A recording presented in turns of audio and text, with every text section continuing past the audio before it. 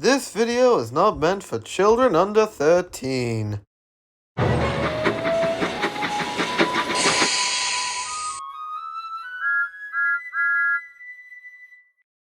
Previously on Lost. Unfortunately, I don't have a Plarail Salty to put next to Porter, so I'm just gonna put this Bachman Salty next to him and call it a day. What the fuck?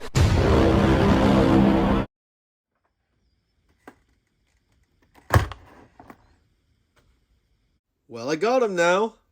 Kinda makes this scene in the Porter video seem irrelevant, but who cares? It was inevitable anyways. So not long after I uploaded the Porter review, I was able to get my hands on a Plarail Salty with the original box. All thanks to my man, Stampplarailstore. Go shop at his store if you haven't already done that yet. Link is in the description. Salty has been a model I've been trying to get for a while now, but I wanted to wait till I found one for a good price. And lo and behold, Stamp found me one for a good price. And I don't know about you guys, but I love getting models that are still in their original packaging. Plarail seems to always pop the fuck off when it comes to their box designs. And my god, I love it. Alright, let's get Salty out of the packaging, shall we? Hey look, with the power of video editing, he's magically out of the box. Alright, before I talk about Salty, I'm going to give you guys a brief history lesson on him. Salty was released by Plarail in 2003 and was released by Tomy in 2004. At least in the UK. The US didn't get him till like a year later. In 2007, Hit Toys released their own version of Salty in several different ways, both little to no changes.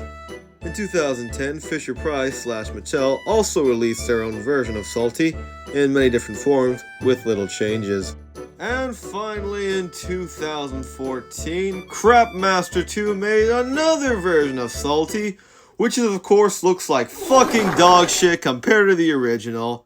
But to be fair, this model is nowhere near as bad compared to this abomination coming out next year. Oh my god, my insides are on fire! Alright, now we can actually review Salty now. So here is the Plarail Salty. And if I'm being honest, there's not really much to say about this guy. Other than I think that he looks good. I think the face they gave Salty is alright. It captures the character well. And I think all the detailing on Salty is pretty good. All the vents and doors look good. The printing, like the number and his name, are all printed nicely. And I especially love these little red stripes on him. Plarail, for the most part, never seems to fail when it comes to detailing these engines. And I especially love how they took the time to even paint the horn on Salty's cab. It's little details like this that make me really appreciate the people at Plarail to make sure these models look good. Although I don't love how they left several of Salty's handrails unpainted. Seriously guys, this is not a hard thing to do. Other than that, there's not really much to talk about, other than I think Plarail did a pretty good job when it came to Salty. Alright you guys, now it's time for me to do something I should have done in the last video, and that is have him alongside this Trackmaster Porter. Which, by the way, I ended up painting the buffers on Porter, and it definitely does lift the look of him. It's not a hard mod to pull off. I'll definitely post a video on Instagram explaining how to do it.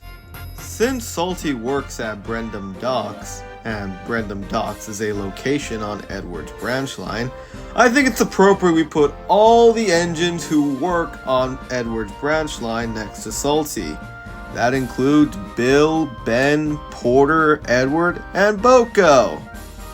Oh, and also Cranky's here as well. The gang's all here.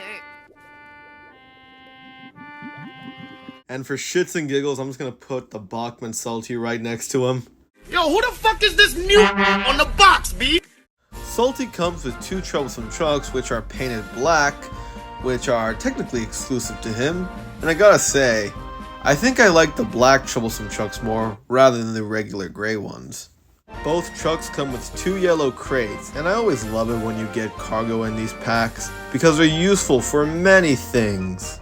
Although, am I the only one who thinks they should have given Salty crates of fish instead? Oh no, I think it feels more appropriate for Salty. And that pretty much wraps up this review, guys. there's not really much to talk about when it comes to the Plarail Salty, other than the fact I am grateful to finally own him. Been hunting him down for a while now, and now that I finally have him, I can remake some of the episodes he starred in. So I'm going to give this Plarail Salty a 9 out of 10. Yeah, that sounds about right. Now before the video ends, let's let this guy run around the new layout.